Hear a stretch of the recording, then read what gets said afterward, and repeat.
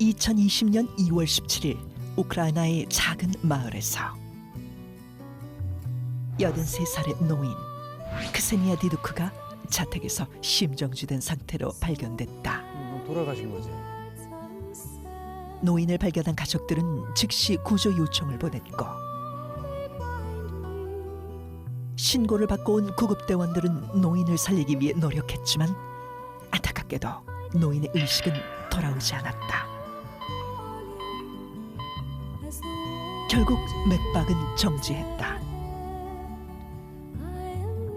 가족들이 지켜보는 가운데 노인은 사망 선고를 받았고 가족들은 슬픔 속에서 장례를 준비했다.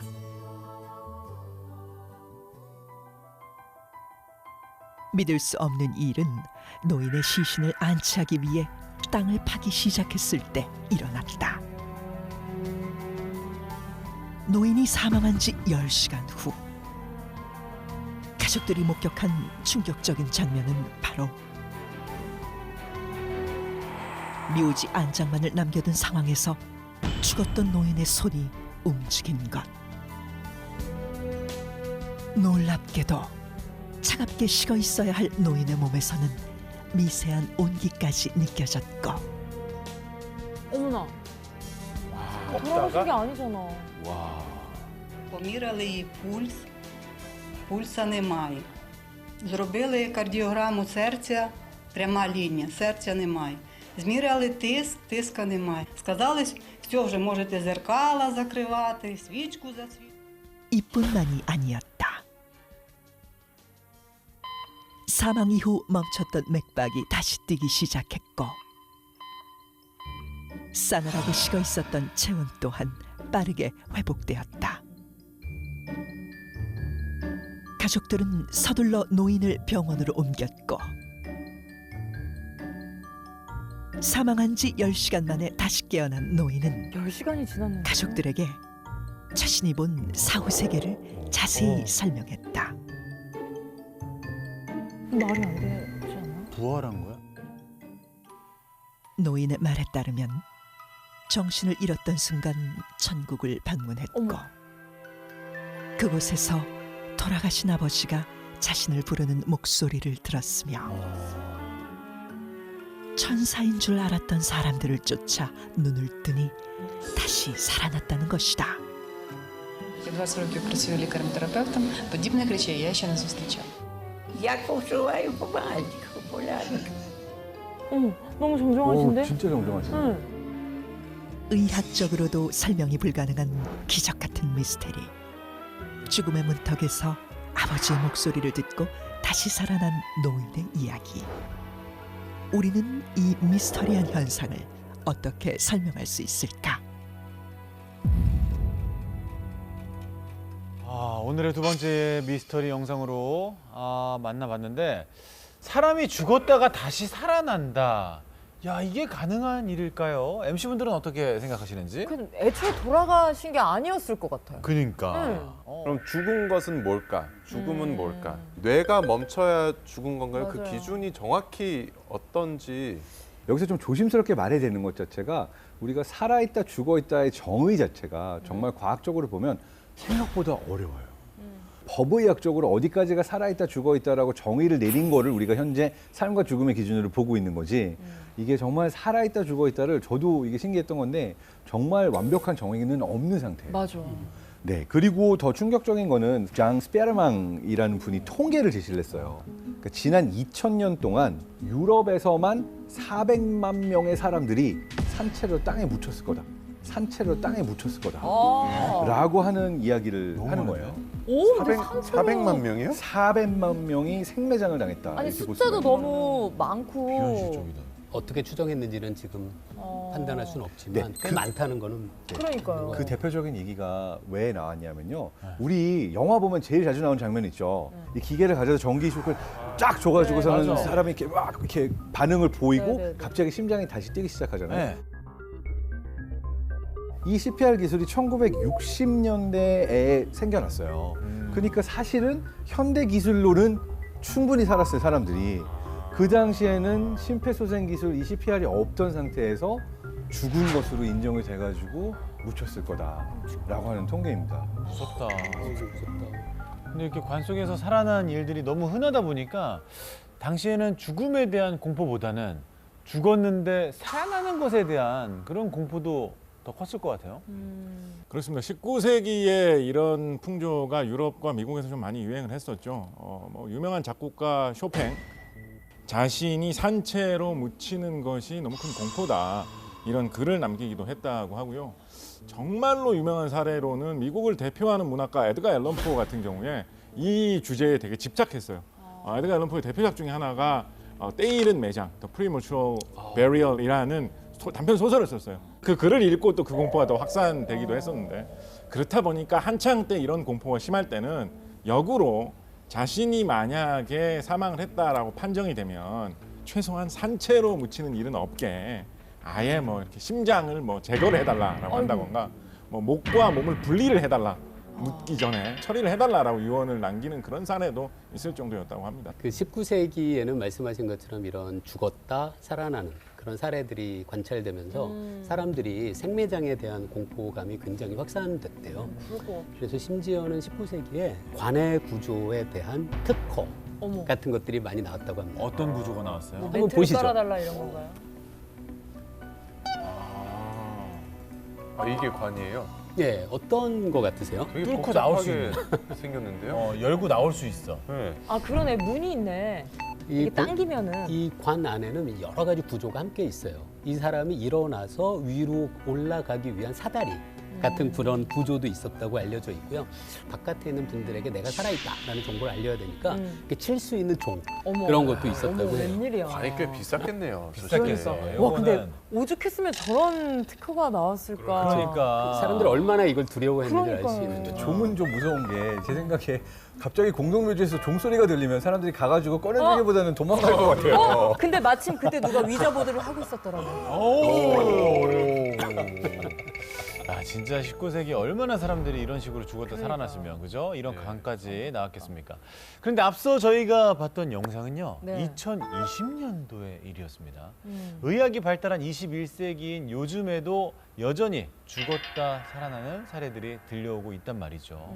혹시 들어본 적 있어요? 여러분들 주변에 죽었다가 살아난 사람. 흔히 임사체험이라고 얘기한다는데. 병원에서 저는 이제 MRI 어시스턴트를 여러 번 했었는데 거의 죽기 직전에 이제 환자 마지막 체크를 하러 빠르게 이제 MRI에 넣는 경우들이 있어요. 그럼 이분들은 사실은 그 안에서 돌아가시는 분들도 계시고 다시 살아나시는 분들도 있는데 보면은 이제 뇌의 일부가 파괴되어 있는 경우들도 있거든요. 근데 그런 경우에 또 많이 뭔가를 봤다 또는 내가 이렇게 경험했다라고 기억하시는 케이스들이 있기는 합니다.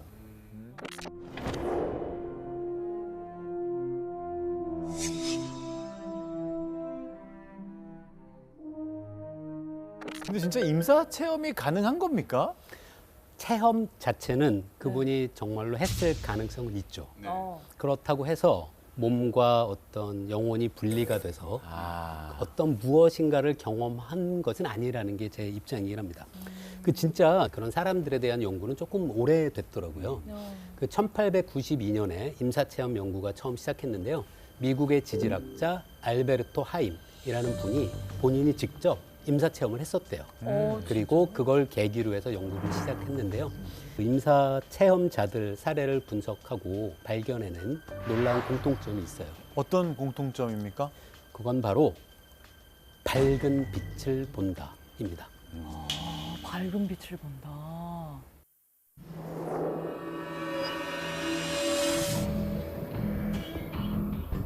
그 미국 신경외과 전문의이자 임사체험 연구가인 제프리 롱 박사가 임사체험자를 대상으로 조사한 설문조사 결과가 있습니다. 그 결과에 따르면 무려 64.6%의 임사체험을 경험하신 분들이 밝은 빛을 보았다고 응답한다고 해요. 그리고 우리가 아는 유명인들 중에도 그런 경험을 한 사례가 있는데요. 영화 원초적 본능으로 유명한 미국 여배우 샤론 스톤. sharon stone. 어우, 샤론 스톤도요?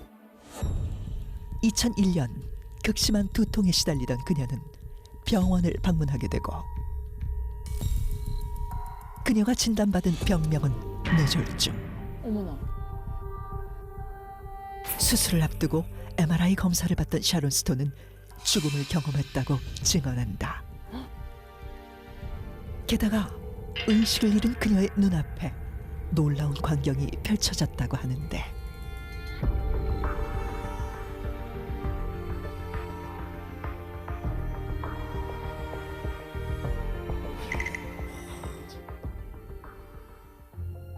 그리고 생사의 기로에서 밝은 빛을 봤다는 또 한 명의 여배우가 있다. 고혹적인 외모로 세기 연인이라 불린 엘리자베스 테일러. 1962년 그녀는 척추 수술을 받던 도중 호흡이 정지해 5분간 사망 상태에 놓이게 된다. 그리고 그 순간 그녀는 믿을 수 없는 경험을 하게 되는데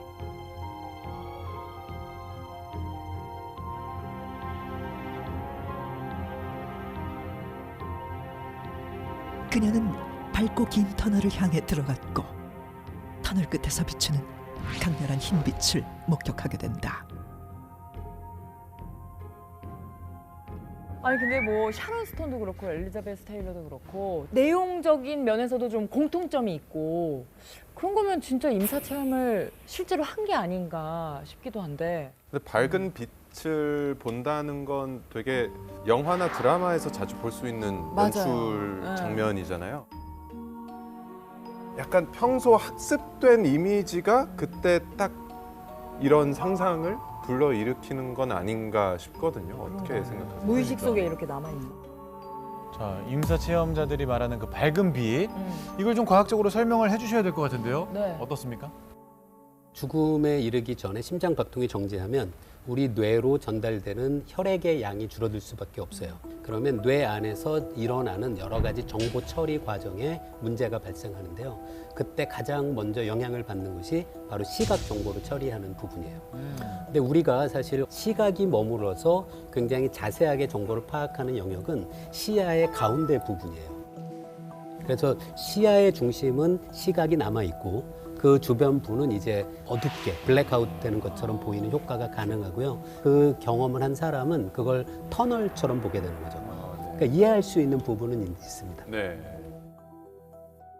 또 다른 공통 현상들은 어떻게 설명해 주실지 우리 뇌과학자 장동성 박사께서는 어떤 현상 설명해 주실까요? 네, 방금 설명했었던 임사체험 전문가 제프리 롱 박사의 경우에는 네. 임사체험을 경험했던 사람들의 75.4%가 유체 이탈을 경험했다고 기록하고 있거든요.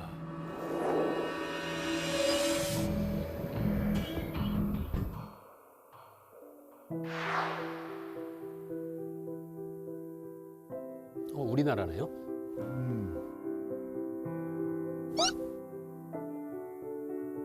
신선한 사람, 나태주입니다. 네. 아, 와. 누워 있는데 너무너무 덩어리가 아픈 거예요. 침대가 그 스프링이 다 송곳이 돼 갖고 마디마디 그냥 빠짐없이 그냥 아픈 거예요. 어느 순간에 보니까 내가 이렇게 누워 있었는데 내가 엎어져 있더라고요. 이쪽에 있는 나는 육신의 나고 앞으로 엎어진 나는 이게 이제 분리된 거예요. 그리고 어디서 무슨 소리가 들려요. 의식을 해봤어요. 했더니 아버지였어요. 어머나. 아, 제가 왜 저렇게 애타게 부를까? 그래서 아무래도 내가 돌아가야 되겠다. 와보니까 나를 부르고 있던 사람은 아들이었고 사흘 동안 불렀대잖아요. 밤낮을. 그런데 마지막 끝자락에서 내가 조금 들은 거예요.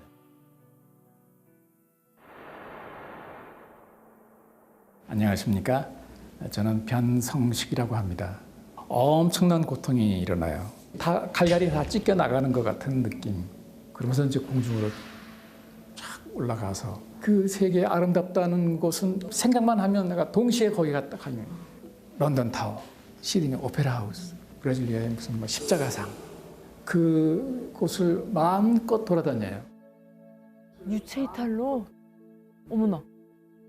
그런 일을 겪은 이후에 홍콩에 출장을 갔어요. 제가 아는 데가 있는데 같이 가시죠. 이 바닷가에 있는 큰 넓은 레스토랑 있는 거 거길 가가지고 같이 밥을 먹고 잠깐만요. 우리 이쪽 뒷골목에 가면 과일 파는 마차가 하나 있습니다. 그게 있을 겁니다. 네가 어떻게 해서 이걸 아느냐? 여기를 어떻게 언제 와봤냐? 내가 영으로 여기를 와서 봤고 도로가 어떻게 되고 다리가 있고 뭐 하는 그런 모습들을 내가 봤습니다. 그래서 압니다. 이 양반들이 전부 다 놀리는 거예요. 그래서 그 얘기를 밤새도록 하느라고 거기서 밤을 새웠던 일이 있어요. 송 박사님, 이게 가능한 일입니까? 유체 네. 이탈? 그러니까 유체 이탈 자체는요 네. 불가능하다고 봅니다. 그러니까 이거는 뇌가 만들어낸 환각이에요.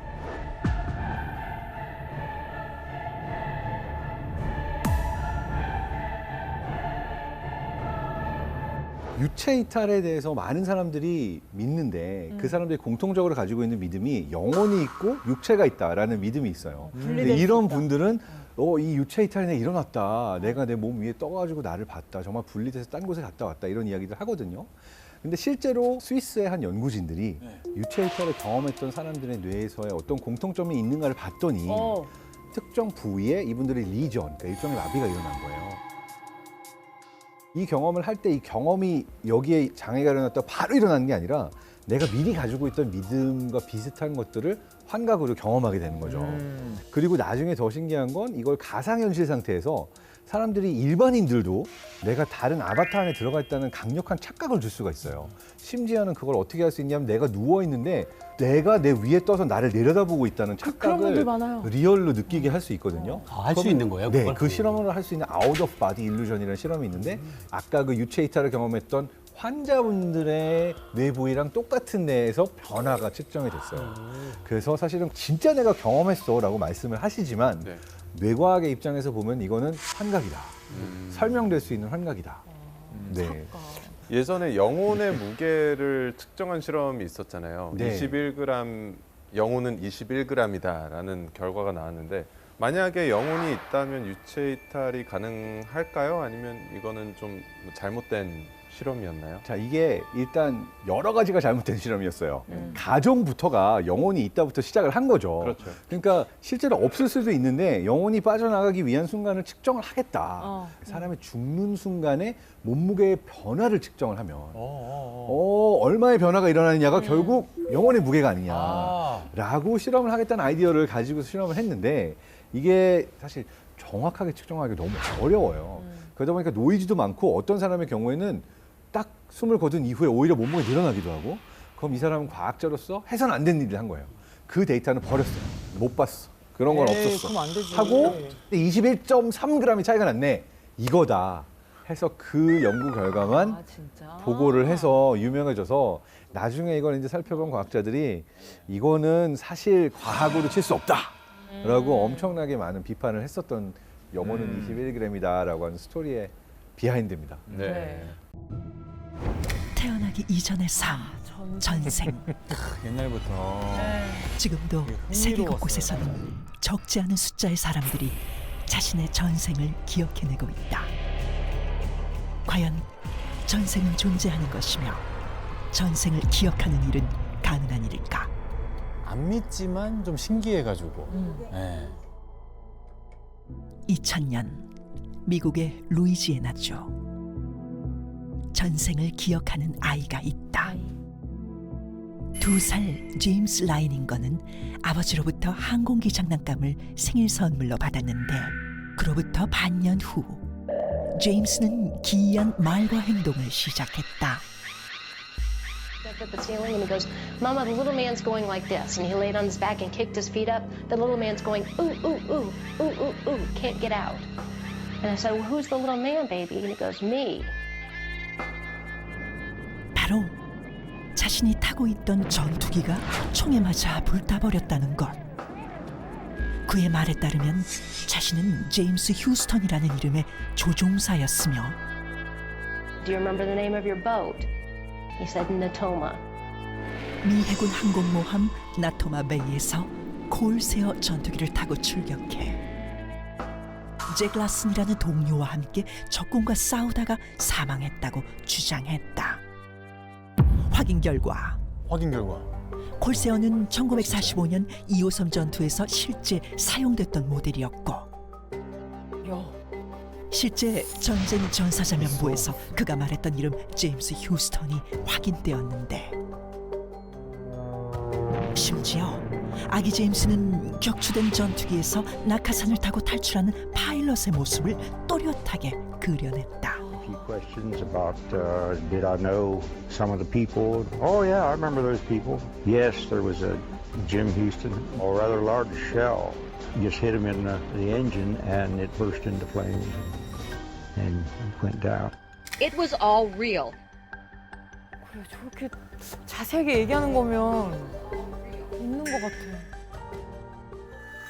전투 당시 함께 근무했던 동료의 증언까지 완벽하게 일치해 제임스 라이닝거의 전생 기억은 모두를 놀라게 했다. 합니다. 우리 심리학 교수님으로서 이 전생의 존재에 대해서 어떻게 좀 인정을 하시는지 어떠실까요? 뭐 사실은 알 수 없죠. 모든 현상들이나 아니면 모든 대상들은 완벽히 존재한다, 존재하지 않는다에 대한 검증이 끝나기 전에는 할 수 없는 건 분명한데요. 네. 그런데 일단 우리가 한번 고민을 해봐야 될 거는 이 전생이라고 하는 것을 우리가 왜 굳이 꿈과 최면으로만 우리가 꼭 보는가 하는 한번 생각을 해볼 필요는 있어요. 꿈과 최면만 놓고 봤을 때 가장 왜곡과 암시가 심한 것이 꿈이거든요. 왜 굳이 전생은 가장 취약하고 왜곡이나 뒤틀림이 심한 매체로만 주로 보여지는가? 요건 우리가 한번 주의 깊게 볼 필요가 있다는 거죠. 자, 그런 면에서 봤을 때 암시된 기억일 가능성을 굉장히 강하게 의심해 봐야 돼요. 암시된 기억. 네. 이 암시라는 게 뭐냐면 넌지시 슬쩍 들어왔는데 그게 심어지는 거예요. 맞아요. 심어지는 거죠. 그래서 이거 누가 조정하는 게 아니에요. 그냥 우리끼리도 얼마든지 할 수 있어요. 이 자리에서 혹시 테스트 해볼 수 있는 뭔가가 있을까요? 암시라는 건 굉장히 순간적으로 사람의 생각을 거기서 못 벗어나게 만들거든요. 간단한 실험 뭐 이런 거 있죠. 뭐 그냥 컨닝이라고 5번 따라해 보세요. 시작. 컨닝. 자, 3번만 더 그게 시작. 컨닝. 미국의 초대 대통령은 링컨. 워싱턴이죠. 링컨이 나와. 나는 링컨이라 할 뻔했어. 그러니까 컨닝이라고 쭉 5번 하면서 생각이 거기를 반대 가설을 검증을 안 하는 거예요, 생각을. 저도 하나 생각나는데 해봐도 됩니까? 네. 뭐죠? 우리 송아지라고 한번 5번 말해볼까요? 송아지요? 송아지. 3번만 더 해보겠습니다. 송아지. 개나리 노래 한번 불러보실래요? 개나리. 그렇지, 이거야. 개나리. 그렇지, 이거야. 개나리. 그렇지, 이거야. 얼룩. 원래 원곡은 이거 재밌네요. 개나리. 야, 이게 또 암시된 기억이에요? 야, 무섭네. 이게 바로 왜 그러냐면 우리가 뇌를 안 찾아서 그래요. 컴퓨터랑 다르다는 뜻이에요. 내가 없어서 그런 건 아니죠? 뇌를 서치를 안 해요. 자존심 상할 뻔했어. 그렇기 때문에 전생은 암시받아서 많이 내가 상상해 봤을 가능성이 크죠. 그럼 교수님께서 생각하시는 전생에 대한 과학적 접근은 암시된 기억이다. 일단 그 가능성이 전생 기억 암시 1단계 시각적 암시. 전통적인 분위기가 느껴지는 식사 장소. 장소도 한정식 집에서. 보이는 게 중요하지. 또. 정갈한 한정식까지. 그럼 이 정도면 거의 인셉션이네요. 지금. 그리고 그러게. 대장금을 연상시키는 육감을 다 저기. 수락관 복장 실험 도우미도 준비 완료. 드디어 오늘의 첫 암시 장소에 도착한 실험 참가자. 낯선 공간을 둘러보는데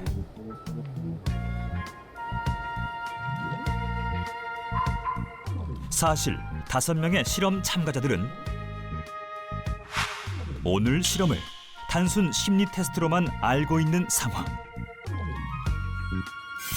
대장금 캐릭터를 연상시키는 실험 도우미 장금이의 손길로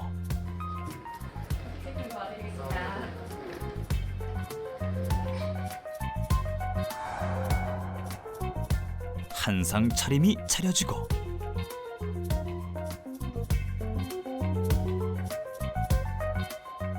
영문을 모른 채 맛있게 점심 식사를 시작하는 실험 참가자들. 지금 입력이 되고 있는 거지. 그렇죠. 본인도 모르게. 과연 시각적 암시는 실험 참가자들에게 어떤 영향을 주게 될 것인가? 기억 암시 2단계 청각적 BGM 암시. 트는구나. 그럼 OST. OST 들면 끝나죠. 끝났어요. 저거는 무조건 잠금이죠, 전세. 좀 무섭다. 꿈에도 나오겠다. 본격적인 실험에 들어가기 전 대기 공간에서 드라마 OST를 들려주고 대장금 영상도 볼 수 있게 준비했다.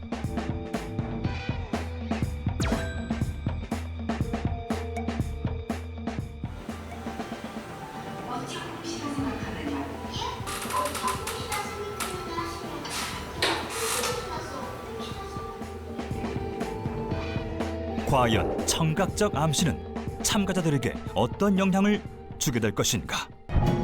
바로 후각적 암시. 조선시대 의녀 잠금을 쉽게 떠올리게 하기 위하여 약재를 두고 자연스럽게 향을 느끼게 했다.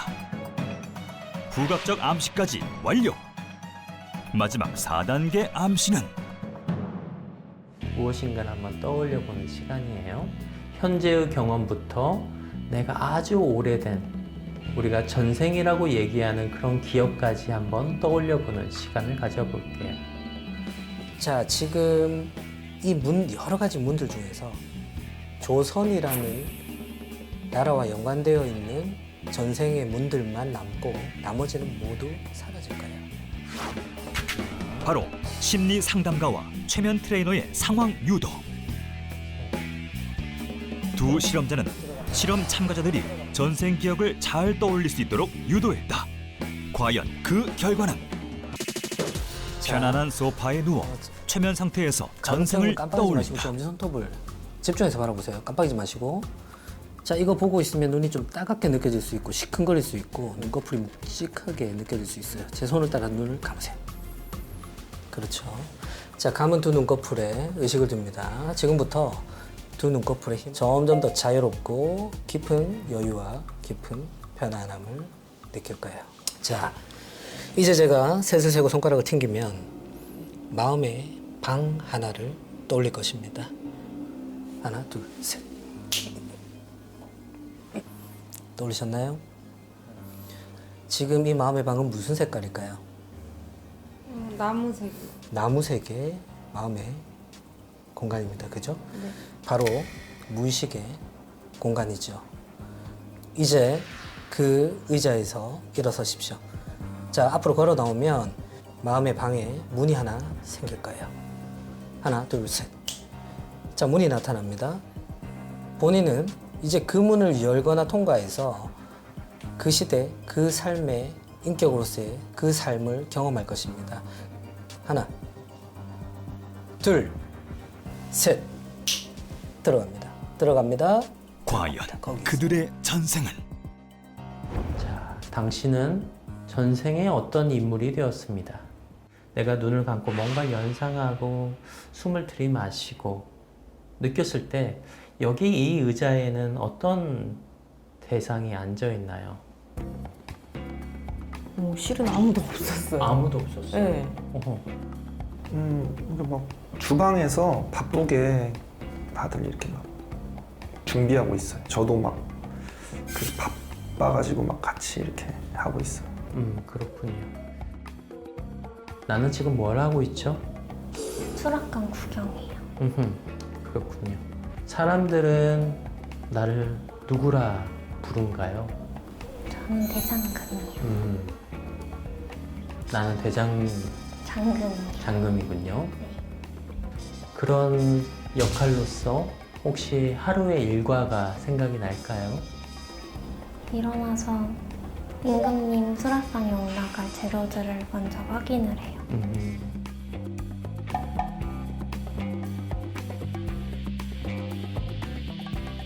내가 무엇 때문에 이렇게 열심히 살고 있나요? 엄마요. 엄마. 네. 엄마에게 지금까지 못다 했던 말 엄마 앞에 보고 있거든요. 들려주세요.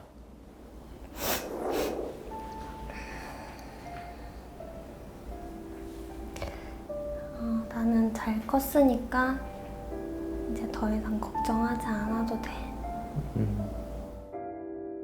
자, 주변이 밝은 거 있나요? 네, 엄청 밝아요. 엄청 밝고 실내인가요, 실외인가요? 실외요.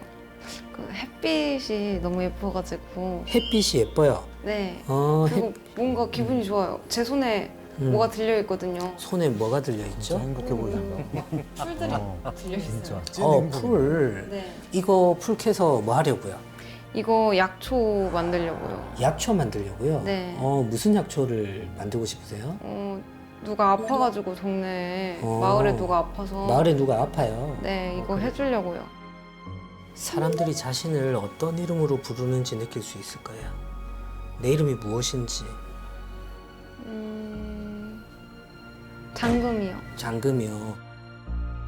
지금 본인은 장금이라는 이름을 갖고 있는 여성입니다. 그죠? 네. 혼자 있나요? 여럿이 있나요? 셋이 있어요. 셋이 있어요. 누군 것 같아요, 이 사람들? 장금. 장금. 장금이란 사람이 있고 또 금미. 금미. 그리고요. 나. 이렇게 세 명이 있군요. 장금의 얼굴을 한번 느껴볼까요? 쌍꺼풀이 없어요. 쌍꺼풀이 없는 형. 코가 낮고. 코가 낮고. 미인형은 아닌 것 같아요. 좋습니다. 제가 좀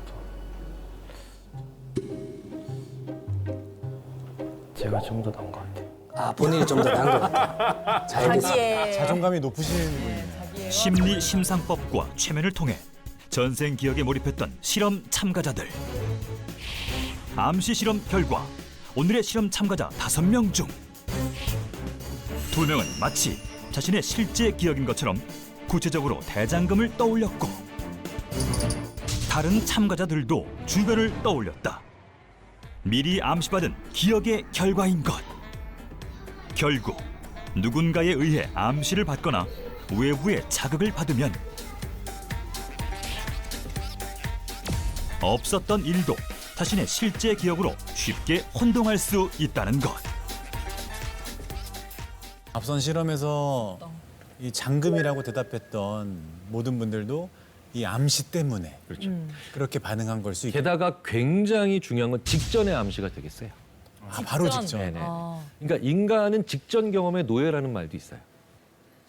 혹시 뭐 저희 일상 속에서도 뭐 일어날 수 있는 일들 없을까요?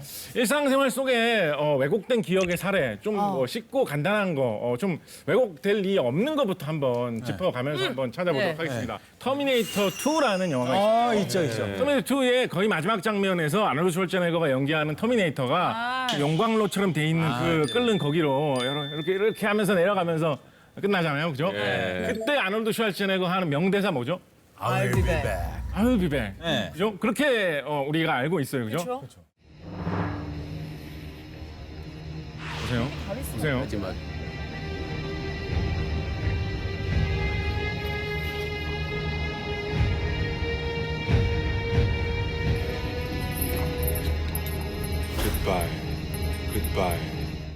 굿바이라고? 그렇죠. 합쳐서. 아니 내려가면서 나올 것 같아. 아일비도 나와야 되는데. 지금 너무 나온다. 자 여기서 나오나?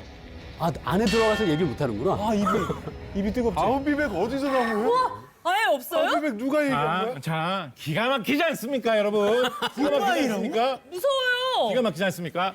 아니 근데 그거는 그 약간 그 뒤에 그러니까 라면이란 거에 사람이 집중을 하니까 뒤에 말은 좀 틀렸나 보다 싶은데 아일비백은 너무 충격적인데요. 사실 터미네이터에서 아일비백이 굉장히 잘 알려진 명대사입니다. 그리고 터미네이터 2편의 가장 명장면으로 사람들이 많이 기억하는 장면이 마지막에 터미네이터가 들어가는 장면이다 보니까 그게 명장면이 이거지 명대사가 이거지라고 워낙 말을 많이 하는 사이에 그게 섞여버린 거예요. 이 안에서 편집을 우리가 그냥 제목 때문에 그게 퍼져버린 거예요. 최근에 인터넷을 통해서 많이 퍼진 이야기인데 만델라 효과, 만델라 이펙트 이런 말 많이 사용합니다. 만델라 많이 이게 뭐 영미권에서 처음 사용되던 말인데요. 저 남아프리카 공화국에 넬슨 만델라 대통령 계시죠? 이분이 사실은 감옥 생활 길게 하시고 그다음에 감옥에서 나오셔가지고 대통령이 되셔가지고 잘 활동하셨는데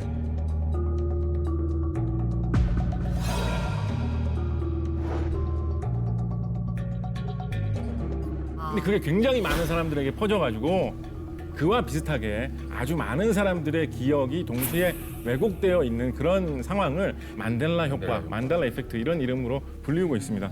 야. 신기하네요. 네. 그럼 작가님께서는 전생을 또 어떻게 추측하고 계시는지 화학적으로 접근했을 때 뭐라고 생각하실지 궁금해요. 글쎄요, 이거 뭐 화학하고도 뭐 사실 관련이 없다고는 할 수 없겠습니다만 제가 생각하는 전생의 기억을 뭐 일부나마 설명할 수 있는 가설은 데자비와 꿈입니다.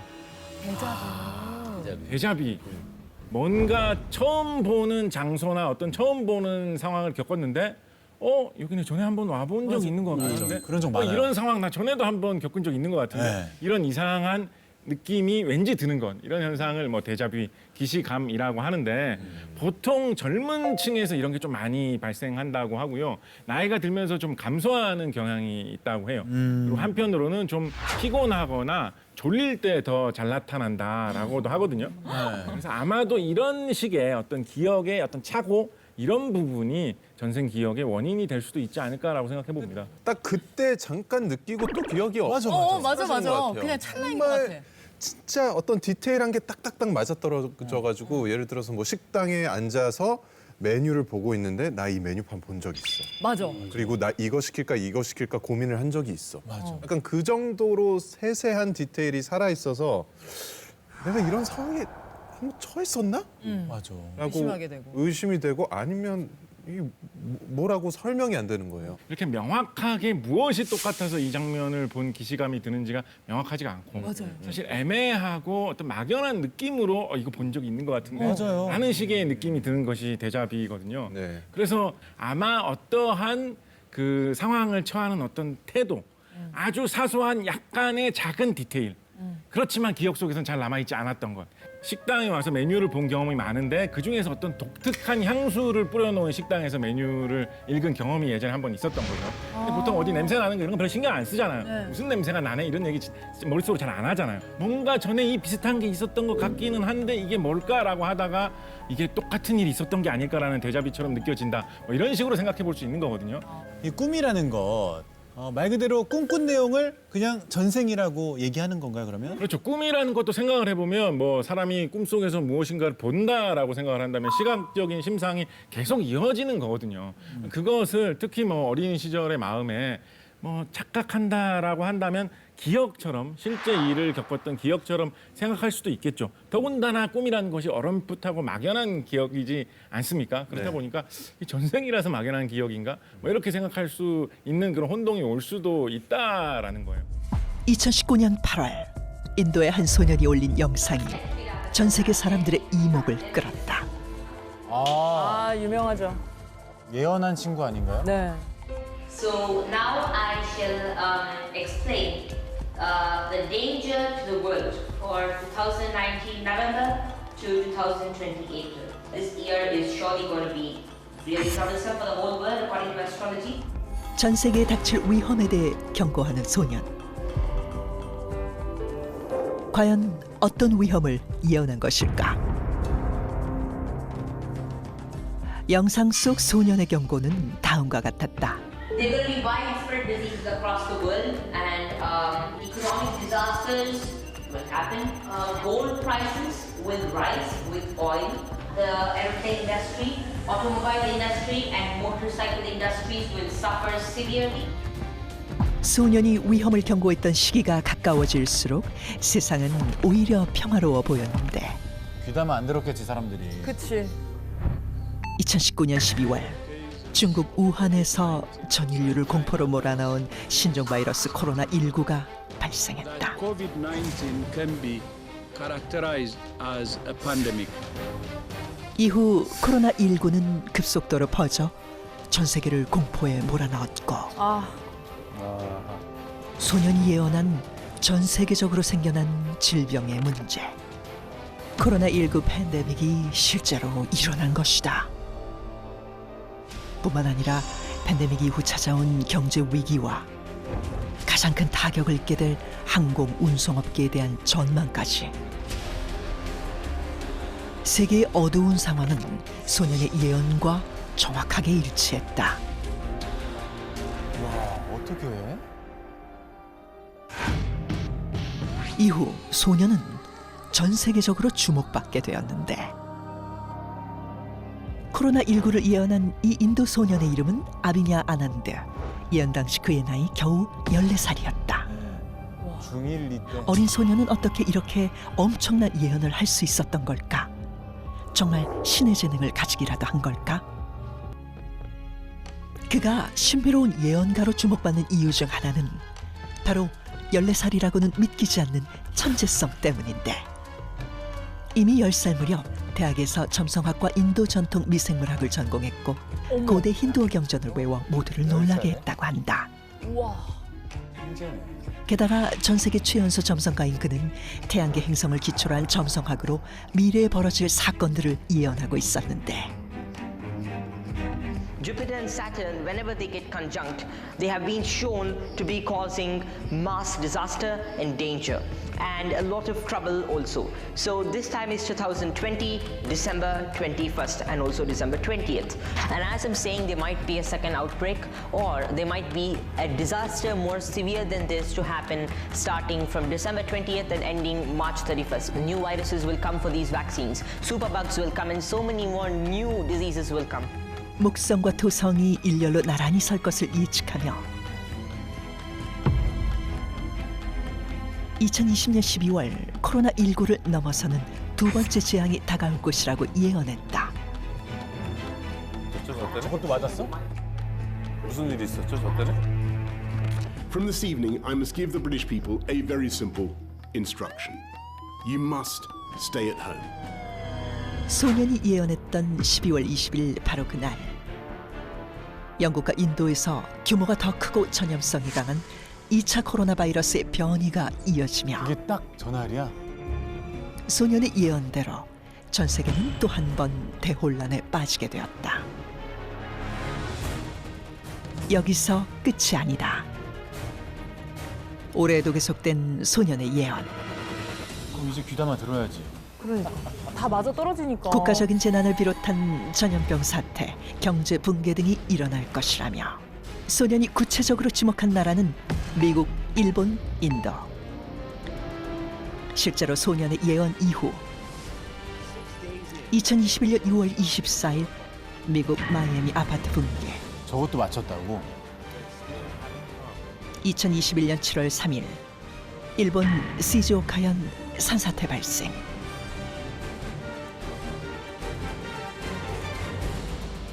코로나와 검은 곰팡이증까지 더해져 최악의 시기를 맞이한 인도의 상황까지 정확히 적중했다. 코로나19를 예언하며 전 세계 화제의 한가운데 서 있는 천재 예언가 아비냐 아난드. 소녀는 정말 미래를 내다보는 신비한 능력을 가진 것일까? 아니면 이 모든 것은 그저 우연의 일치였을까? 자, 노스트라다무스는 중세 시대 때 별을 관측해서 미래를 예언했잖아요. 그렇죠. 예언의 대명사죠, 노스트라다무스는. 맞아요. 자, 노스트라다무스가 예언했던 1999년 종말론. 다 기억하시죠? 기억하죠. 네. 그때 뭐 세상이 떠들썩했었는데. 99년에 지구 종말한다 뭐 그런 거가 이야기가 너무 많아가지고 여러분 기억하십니까? 그때 당시에 영화도 그런 거 많이 나왔습니다. 90년대 후반에 뭐 아마겟돈, 딥 임팩트. 그래 맞아.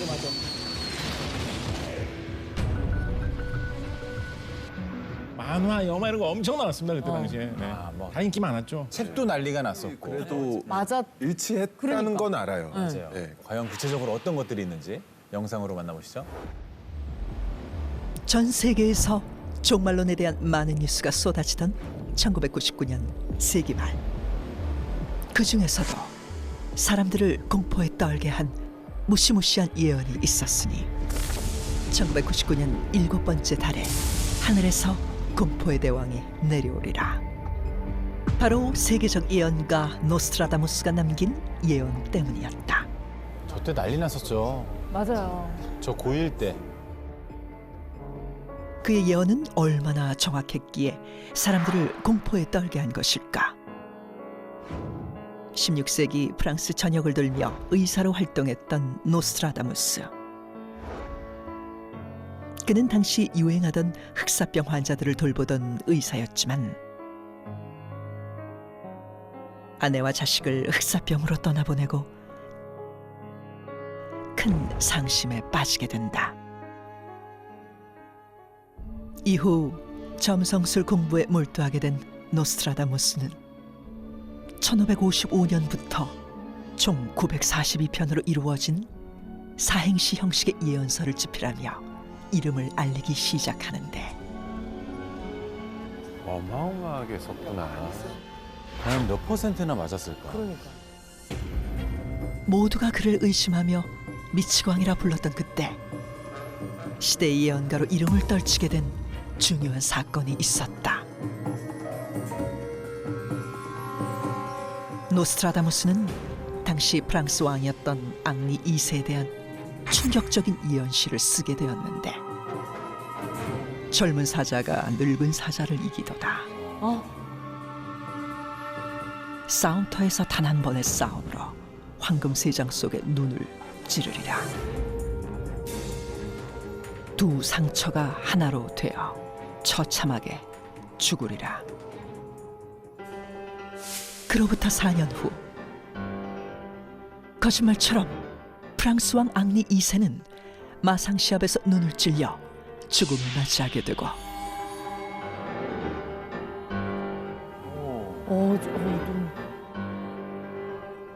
노스트라다무스의 예언이 정확하게 적중했다는 소문이 퍼지면서 그는 최고의 예언가로 급부상하게 된다.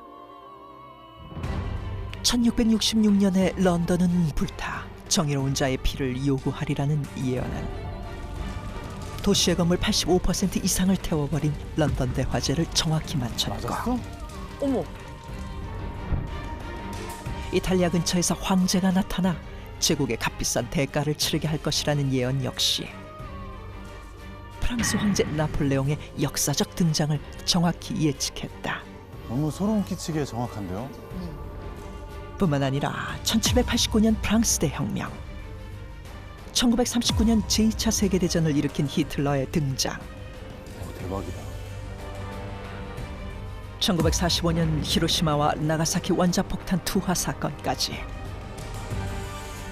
이 모든 사건들이 놀랍게도 노스트라다무스가 살아생전 예언한 것과 정확히 일치했는데 세계를 뒤흔든 거대한 사건들을 맞추며 세상을 놀라게 한 세계의 예언가 노스트라다무스. 그는 어떻게 400년 이후의 세상을 내다본 것일까? 저는 막 감탄하면서 봤는데 네. 정창욱 교수님은 고개를 절레절레 젓고 네. 계시고 막 비웃으시고 여기서는 계속 한숨 소리가 들렸어요. 우리 셋만 신기했던 것 같은데. 너무 신기하게 봤는데 다 됐다고 칩시다. 큰 그림에서 우리 인간의 삶에 뭐 거대 운명에 바뀌는 것들이 거의 없습니다. 그러니까 심지어 가까이 있는 달이나 태양의 경우에도 뭐 일렬로 늘어설 때 밀물, 썰물 정도의 영향이 갈 수는 있어요. 그렇지만 저 행성들이 저렇게 늘어섰다고 해서 지구에 어떤 변화가 올 거다. 저는 그 가정 자체부터가 뭐 별들에 일어나는 변화가 왜 내 삶에 변화를 줘야 돼요. 그거부터 한번 설명해 보자고요. 일단 그 뭐 예측했던 게 코로나19를 예측했다고 많은 문제가 됐잖아요. 맞아요. 그렇죠? 저게 정말 일치한 날이 있었다고 치더라도 딱 그날부터 맞아요. 코로나19가 전 세계에 퍼졌냐고요. 각 나라마다 온셋이 다르고 우리가 여러 개 퍼져나가는 데 있어서 시간이 그치, 다르고 맞아. 곡선이 달랐는데 일단 그것부터 의문이 되고 또 목성과 토성의 대결합. 정말 그 행성의 배열 하나의 사건이 있어서 그래서 코로나가 일어났다. 너무나 일차원적인 설명이기 때문에 소년의 말이 근거가 없다. 이거를 강하게 주장하고 싶은 마음입니다. 네. 아, 굉장히 설득력 있는 네. 말씀이지만 그래도 어쨌건 노스트라다무스도 그렇고 인도 소년도 그렇고 맞춘 건 맞춘 거잖아요. 그죠? 물리학적으로는 예언이 불가능하다고 생각하고 있고요. 또 그다음에 우리가 실제로 예언을 할 수 있다 그러면 우리가 한 예언이 미래를 바꿔버리잖아요. 주식이 오른다. 그럼 사람들이 다 몰려가니까 주식이 실제로 안 오르고 내가 어디 가서 충무로에 죽는다. 난 충무로에 절대 안 갈 거잖아요. 예언을 맞추려고 하면 제일 웃기다, 제일 웃겨. 오히려 흐리멍텅하게 지나고 난 다음에는 맞았네. 때가 오기 전까지는 그게 무슨 내용인지 모르게 어머, 예언을 할 어머, 수밖에 없다는 거죠. 그러네. 그러면 뒤에 사람들은 최대한 일어난 사건에 맞춰서 해석을 하기 때문에 와. 그리고 예언을 믿는 마음이 누군가 나를 좀 속여줘. 그래야지만 내가 행복해. 그러면은 사람들이 예언 같은 것을 믿으면 행복해지니까. 그래서 믿는 것 같습니다. 설득된다. 오, 너무 설득됐어. 그래서 굉장히 이게 애매하고 모호한 부분이 많은 그런 예언이라고 볼 수가 있는데요. 실제로 이렇기 때문에 이걸 가지고 미국 스탠퍼드 대학교의 한 교수가 진행한 실험이 있는데 네. 같이 한번 보시죠. 2003년 미국의 스탠퍼드 대학교 조직 행동학을 가르치는 치피스 교수에 의해 한 흥미로운 실험이 진행됐다. 굉장히 유명한 교수님이에요. 수업에 참여한 80명의 학생에게 특정 단어가 들어간 시를 보여주었는데 그것은 바로 불 그리고 도시라는 핵심 단어가 들어간 노스트라다무스의 예언시였다. 지구의 중심으로부터 지구를 흔드는 불이 일어나리라. 그로 인하여 새로운 도시 근처의 탑들이 흔들리리라. 두 개의 커다란 바위들이 오랫동안 전쟁을 하리라.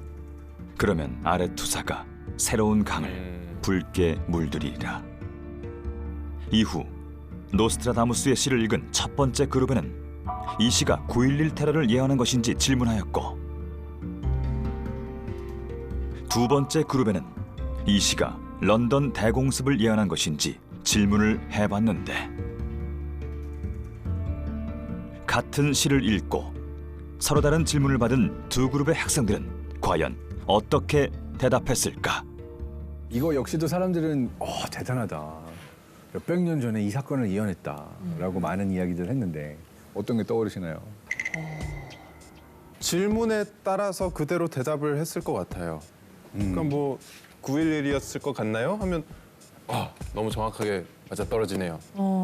그리고 런던이었을까요? 하면 런던이네요. 그러니까 그냥 해석한 사람이 그 대답을 그냥 내려주는 거잖아요. 이런 거 아닐까요? 하면 맞는 것 같아 하고 약간 현혹되는? 아니, 그리고 저게 딱 그러지 무슨 않았을까? 뭐 어디서 몇 날 며칠 뭐 위치 장소 이렇게 딱 디테일하게 나와 있는 게 아니라 시적으로 표현을 한 거잖아요. 그렇죠.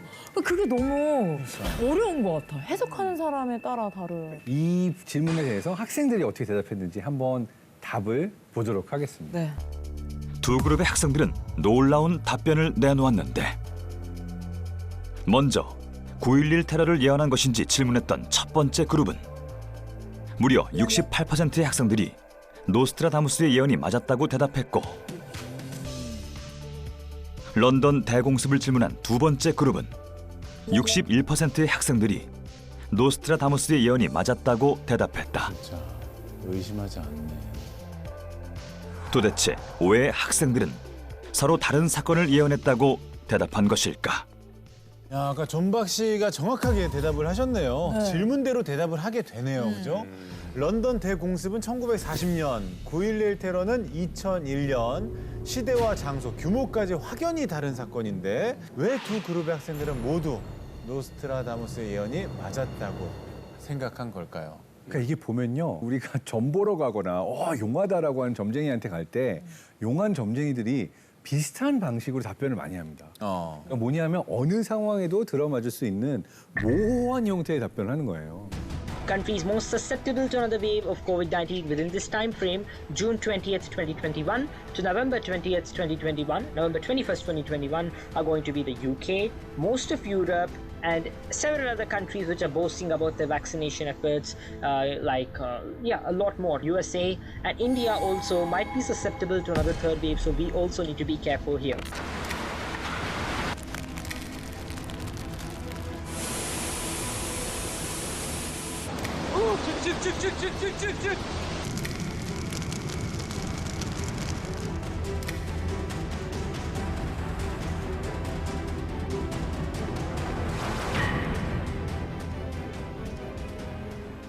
그렇게 되면 이거는 내가 이 사람이 뭘 말하는 건지 용하다고 했는데 하면서 생각을 하면서 스스로가 답을 껴맞춰 나가는 그러한 과정이 생성이 된다라고 할 수가 있는데, 이거를 대표적으로 반엄 효과라고 부르거든요. 반엄.